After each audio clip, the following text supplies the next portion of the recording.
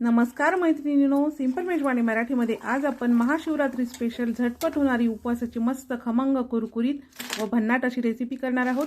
अजिबातही तेलकट होत नाही, चवीला इतकी छान लागते की घरातील सर्वच जण म्हणतील आम्ही सुद्धा उपवास करतो। एक मोठी वाटी साबुदाणा मीडियम गॅसवर 3 ते 4 मिनिटे परतून घ्यायचा। थंड झाला की मिक्सरवरती सरसरीत असं पीठ तयार करायचं। 2 मध्यम आकाराचे उकडलेले बटाटे घेतले आहेत। पिठामध्ये अर्धा इंच आलं किसून घालायचं, 2 उकडलेले बटाटे किसून घालायचे।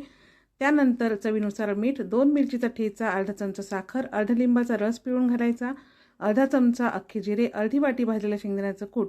इथे मी विदर्भ समृद्धी निर्मित प्रथाचं लाल तिखट घेतलं आहे। हे लाल तिखट अत्यंत दर्जेदार व चांगल्या प्रतीच्या मिरचीपासून तयार केले जाते। यामध्ये दुसरी कुठलीही भेसळ केली जात नाही।